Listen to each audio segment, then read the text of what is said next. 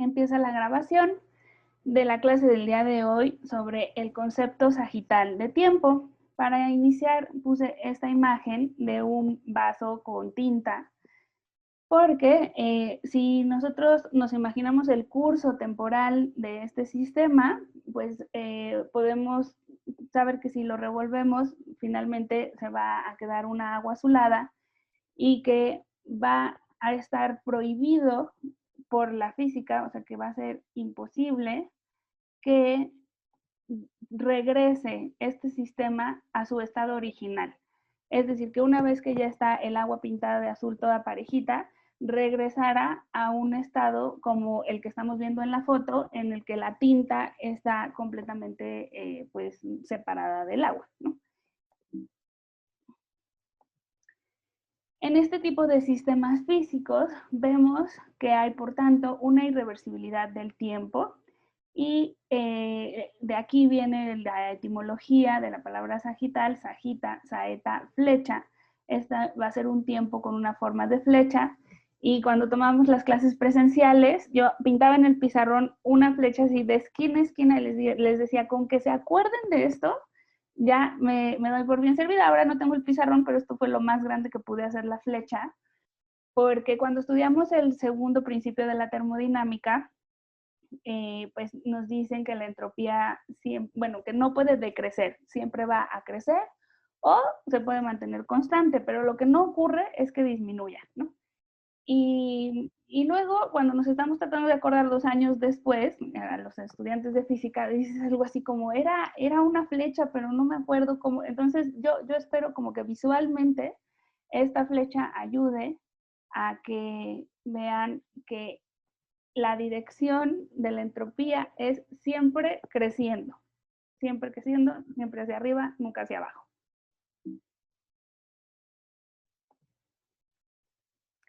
En la física hay 2 teorías que nos sirven para fundamentar una direccionalidad del tiempo. Una de ellas es la termodinámica y la otra es la cosmología.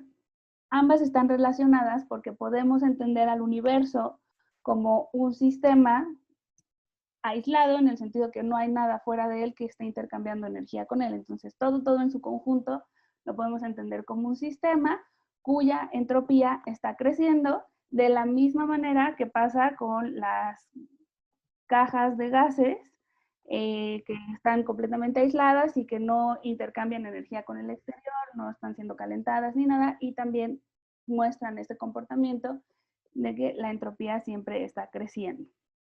Entonces, bueno, la semana pasada vimos un concepto de tiempo físico que no tiene que ver con la conciencia, que es externo, y hoy pues continuamos en este tono, en teorías de la física, en propuestas temporales científicas, pero la gran diferencia entre el tiempo newtoniano y los tiempos de hoy, que son el termodinámico y el cosmológico, ambos entendidos como sagitales en una flecha, es que estos de hoy son irreversibles. ¿Y por qué nos podría gustar más un tiempo físico irreversible que uno reversible como el de Newton? Pues porque nos ayuda a, nos da como esperanza, nos ayuda a entender nuestra experiencia de la vida cotidiana en la que nos damos cuenta de que las frutas se pudren y que nosotros envejecemos y que hay una experiencia fenomenológica del paso del tiempo que no regresa a su punto inicial. Todos nosotros sabemos que no vamos a volver a ser niños y esta experiencia pues se ha querido como explicar o fundamentar científicamente y pues estas teorías del día de hoy son mejores candidatas que la mecánica newtoniana, en la que el tiempo podía ir hacia adelante y hacia atrás y de todas maneras las máquinas funcionaban bien. Bueno, para complementar la clase, esto no viene así en el capítulo de Sixto Castro, pero para complementar la clase, pues les traigo la enunciación de las 3 leyes de la termodinámica. A veces se les llama principios y no leyes, y tienen la característica de que fueron construidas empíricamente, todas estas leyes surgen cuando se están experimentando con máquinas de vapor, se quiere mejor eficiencia, la revolución industrial, se quiere entender el comportamiento de los gases y están ahí Kelvin, Clausius, Boyle, todos están tratando como de entender el comportamiento de los vapores, de la energía, del calor y se dice que, bueno, que son sí como las que están más fundamentadas a nivel empírico, porque no son postulados como la ley de la gravitación universal sobre cosas que no observemos porque no podemos estar en otras galaxias, sino que esto sí, digamos que concierne a cosas que tenemos en un laboratorio que podemos observar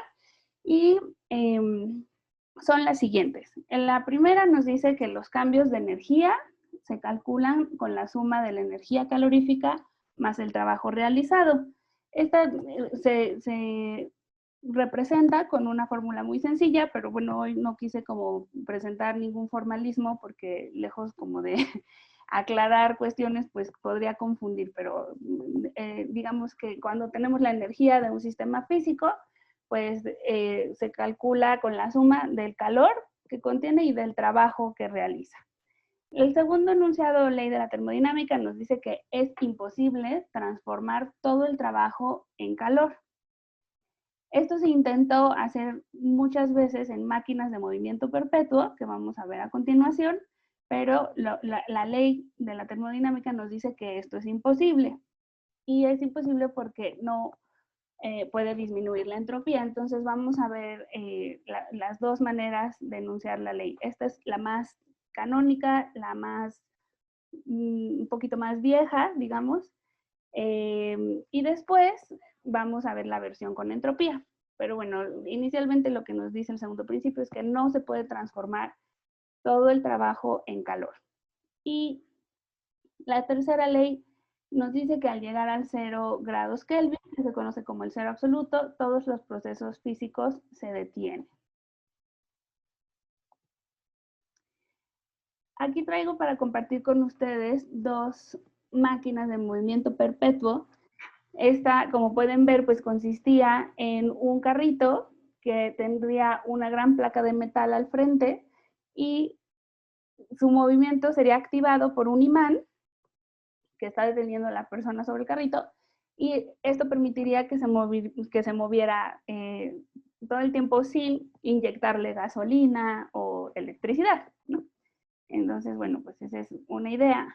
Y esta otra la propuso Boyle y consiste en un vaso que se rellena a sí mismo, en el que el agua subiría por capilaridad y también pues porque la presión del agua que está contenida en el recipiente empujaría hacia al tubo, o sea, al líquido que llenara el tubo y después se volvería como a regar o a rellenar a sí mismo. Y pues de estas hay versiones mucho más elaboradas con molinos y hay un video genial que pueden ver en esta página de internet. Luego les puedo pasar los enlaces. Voy a tratar de poner el video, pero si se atora mucho, pues lo dejo. A esto tengo que dejar de compartir aquí y empezar a compartir acá la página de internet. Ah, es que dice que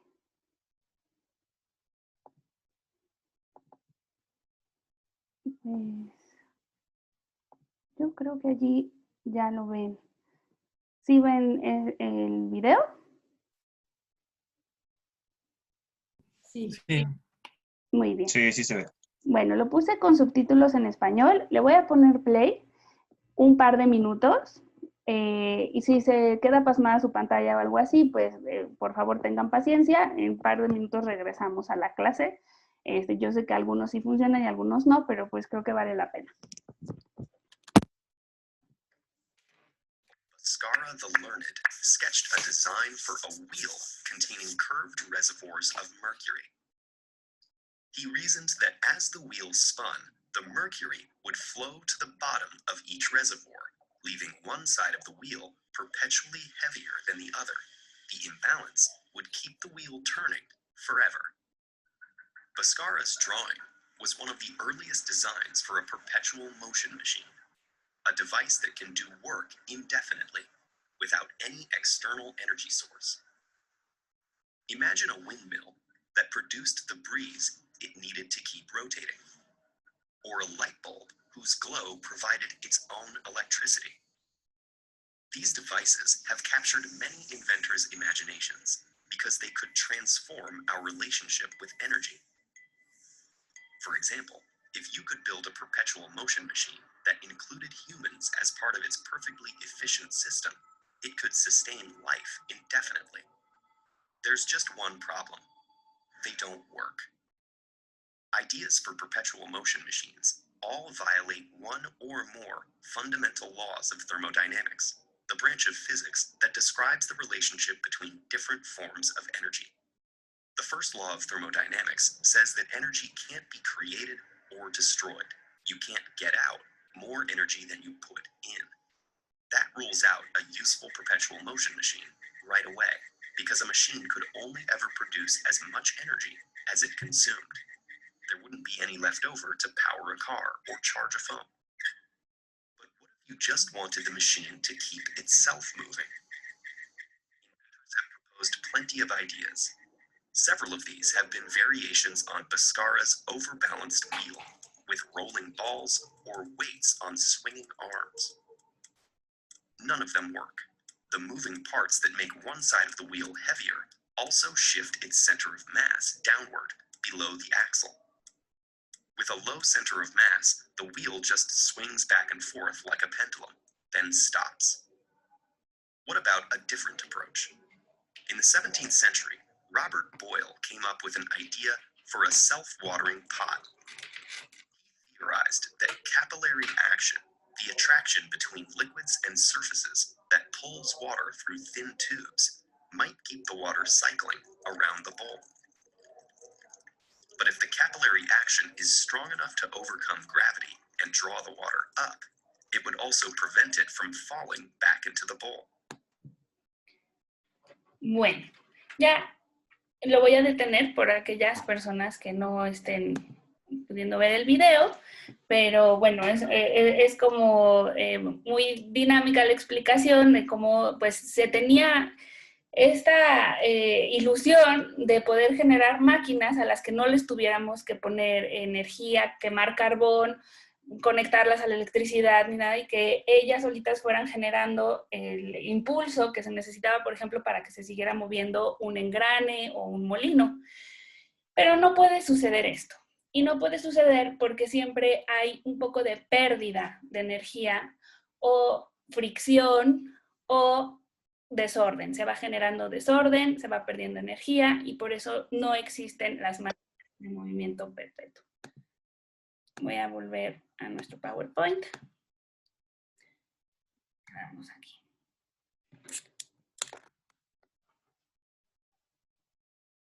Bueno, ahora voy a pasar a explicar el concepto de entropía, como yo lo entendí por primera vez estudiando el libro de Roger Penrose, que justo Sixto Castro cita para empezar este capítulo. Se llama La nueva mente del emperador, está traducido al español en una editorial madrileña del 91 y es de Roger Penrose. Allí él así pasito por pasito nos explica el concepto de entropía y yo voy a tratar de transmitirles esa explicación para, aunque sea una clase un poco de física, vale la pena por esto que les decía al principio, porque es una propuesta científica que trata de dar cuenta de la experiencia que nosotros tenemos de que el tiempo avanza y no vuelve, o sea, y es irreversible, ¿ok? Entonces, en estas dos imágenes que les voy a mostrar, esta y la siguiente, vemos una caja que contiene dos gases distintos, un gas rojo y uno azul, y lo que se sabe es que al remover la barrera que dividía estos dos gases de colores, lo que va a suceder es que se van a revolver, esto es un curso de acción natural que nosotros observamos en los gases. Y sabemos que el curso contrario no se da de manera espontánea. Se podría lograr, si le inyectamos energía al sistema, tener un proceso de reversión en el que se organizaran otra vez, pero no va a ocurrir espontáneamente, ¿sale? Entonces, igual que con el vaso de agua con tinta o con un huevo que se rompe, un cascarón, pues sabemos que no, así no se va a levantar del piso y se va a regresar a la mesa y se va a volver a formar. Hay una direccionalidad en estos sistemas que nosotros estamos muy acostumbrados a vivir en un cierto sentido. Ahora, estas cajas de gases se pueden representar en un espacio matemático que se llama espacio-fase. Este espacio-fase, que les digo ya no, esto no tiene que ver con una caja que nosotros observemos, sino que es una representación matemática, nos dice cómo están acomodadas las partículas dentro de una caja. A cada punto del espacio-fase le corresponde un acomodo de las partículas en una caja. Entonces, si solamente tenemos 4 partículas, como ocurre aquí, pues hay relativamente pocas maneras de acomodarlas. Imagínense, incluso si fueran mucho más grandes, vamos a pensar que cada una de estas pelotas cabe en la cuarta parte de la caja y que pues solamente las podemos acomodar en diagonal, o 2 arriba, 2 abajo, o sea, pero digamos que mientras menos partículas tengamos, menos acomodos posibles va a haber. Pero cuando tenemos 100 o 200 o 1000, la cantidad de maneras de acomodarlas crece exponencialmente. La entropía se define como la cantidad de maneras de acomodar que tenemos para esas partículas, y en el espacio-fase eso se va a reflejar como un gran número de puntos cuando tengamos muchísimas partículas, o como un solo puntito muy sencillo si tenemos pocas maneras de acomodarlo.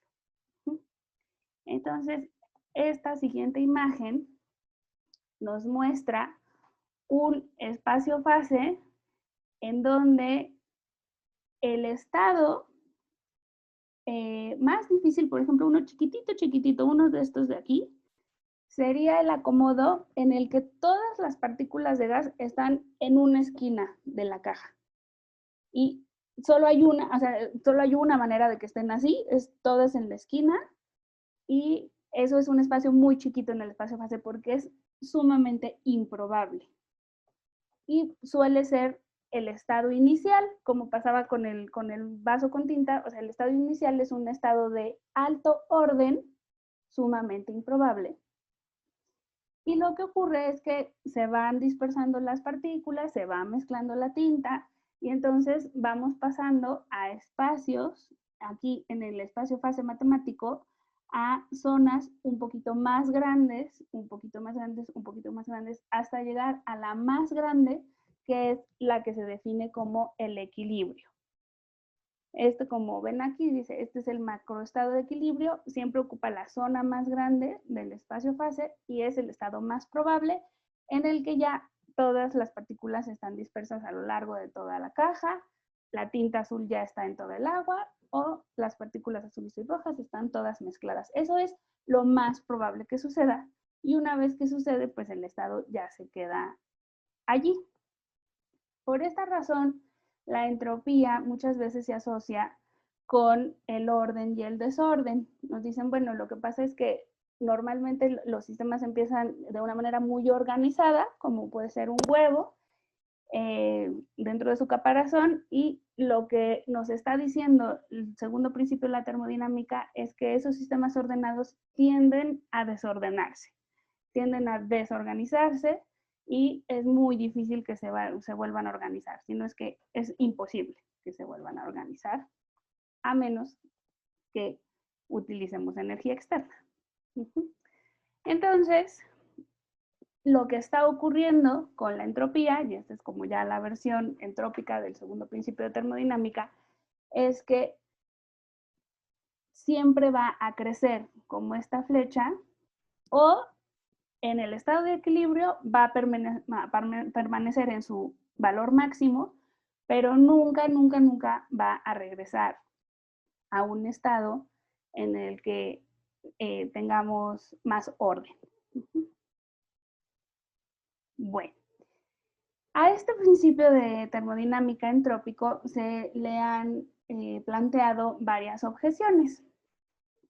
La paradoja del embarazo, por ejemplo, dice que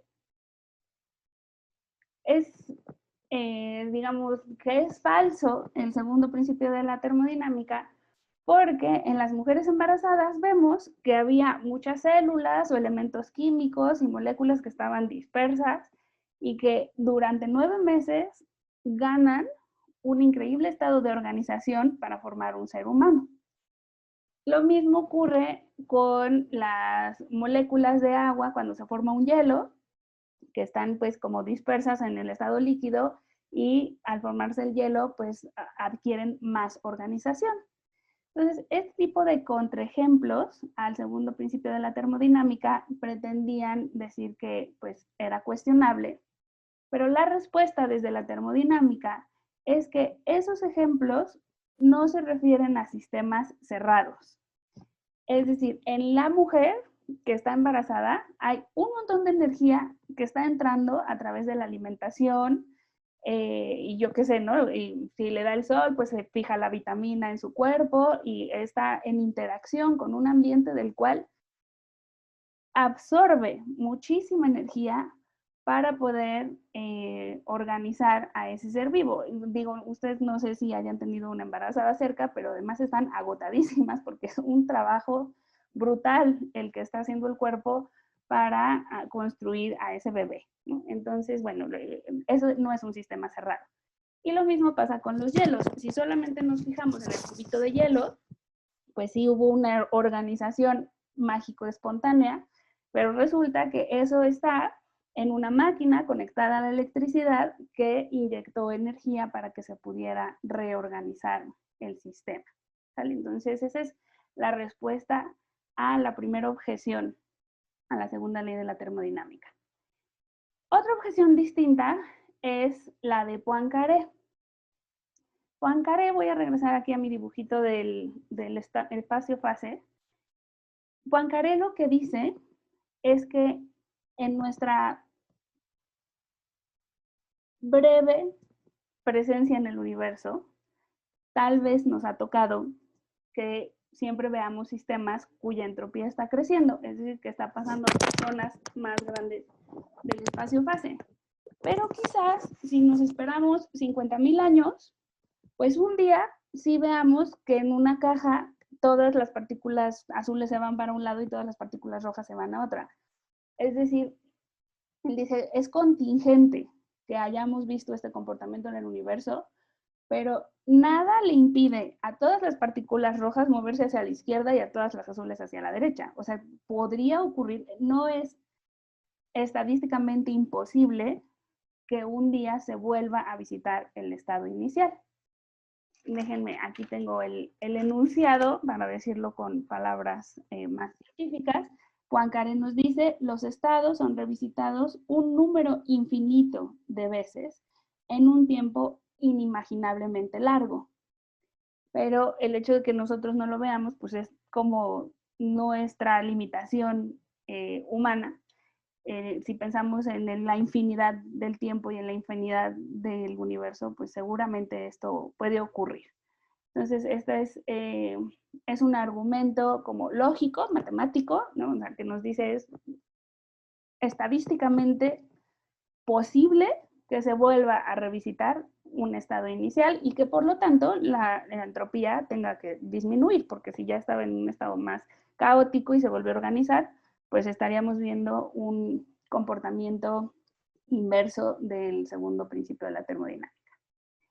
Y bueno, otra discusión muy interesante en torno a estos temas es si debemos conformarnos con descripciones probabilísticas en la física. O sea, un poco como para ubicarnos en la historia de la física, lo que ocurrió es que primero surgió la termodinámica, con estas máquinas de vapor, con estos principios sobre la energía, el calor, el trabajo que se podía conseguir. El trabajo es distancia por masa que mueves, ¿no? O sea, cuánto puede empujar tu máquina. Entonces, esa era la termodinámica. Y la termodinámica evolucionó a una nueva teoría que se llama mecánica estadística, en la que se reconoce que todos estos sistemas, como las cajas de gases, pues solo se pueden describir con sistemas matemáticos que son probabilísticos y que incluyen de una manera fundamental al azar. Este fue un trago muy amargo para la historia de la física y Einstein, por ejemplo, no lo pudo digerir. Él decía que el hecho de que nosotros tuviéramos descripciones estadísticas solo apuntaba pues a nuestra ignorancia, pero que y un poquito también como lo que ocurre en filosofía con la discusión del determinismo de Laplace. Laplace dice, si nosotros pudiéramos contar con la información completa de lo que ocurre exactamente en cada momento, seríamos capaces de hacer predicciones perfectas, no azarosas, sino así exactas de lo que va a ocurrir en el futuro y de lo que ocurrió en el pasado. Entonces, bueno, esta es una pregunta epistemológica, filosófica, de filosofía de la ciencia, que pues ha preocupado así como a, por ejemplo, a Ian Hacking cuando escribió su libro La domesticación del azar, ¿no? O sea, ¿qué pasa con esta llegada de las descripciones estadísticas, tanto en la mecánica estadística, que es esta nueva versión de la termodinámica, y en la mecánica cuántica, pues ya todas las predicciones son estadísticas, y ya, pues hay quien no lo aceptó y hay quien sí. La escuela de Copenhague, lo que discutía con Einstein, pues dice, sí, ya, esto es lo de hoy, así es la nueva física, y hay que abrazar al indeterminismo. Muy bien, bueno, pues estas son algunas de las discusiones que se da en torno a la termodinámica y sus principios. Por último, en nuestro capítulo, Sixto Castro nos dice lo siguiente: ¿realmente existe la flecha del tiempo? O sea, es una cosa como ontológicamente reificable, que el tiempo es así, el tiempo es irreversible, o existe solamente en nosotros, en el sentido que es una experiencia que tenemos por el planeta en el que vivimos, por los sentidos y la manera de percibir que tenemos del entorno, y es pues más bien como una cuestión fenomenológica, pero no es real. Esta es otra pregunta profundísima filosóficamente. Y para terminar mi exposición quisiera leer una cita, pero voy a tener que prender el foco porque ya está muy oscuro aquí.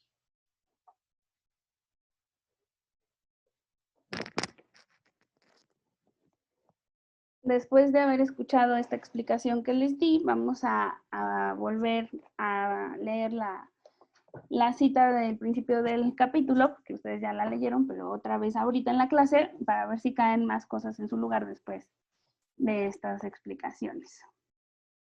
Dice Roger Penrose: tengo la impresión de que hay serias discrepancias entre lo que sentimos conscientemente con relación al flujo del tiempo y lo que nuestras teorías maravillosamente precisas afirman sobre la realidad del mundo físico.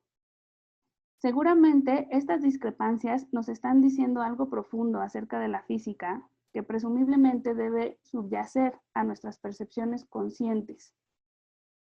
Al menos parece evidente que cualquiera que sea la física que esté actuando debe tener un ingrediente esencialmente asimétrico en el tiempo. Esto es, debe hacer una distinción entre el pasado y el futuro. Y eso sí lo logra hacer la teoría del Big Bang. Regreso a esta imagen. En la teoría del Big Bang se nos dice que en el pasado toda la materia estaba congregada en un solo punto y que en este momento lo que está ocurriendo es que se están separando unos astros de otros, unas estrellas de otras. Esto está comprobado, digamos, empíricamente con un resultado que se llama el corrimiento al rojo, y se puede como dibujar una diferencia entre pasado y futuro con fundamentos físicos, en donde nos dicen hacia el futuro las estrellas se van a seguir separando, probablemente hasta que el universo se enfríe mucho y se llegue a un punto de congelación, como el punto cero del tercer principio de la termodinámica, en el que ya nada se mueva, y ya esa sería como la muerte térmica del universo. Y hacia el pasado, lo que ocurre pues es que está todo más conglomerado hasta estar en este punto llamado el Big Bang. Entonces esto se ha conseguido con la teoría del segundo principio de la termodinámica entrópico y con la cosmología, si vemos al universo como un sistema físico cerrado. ¿Sale?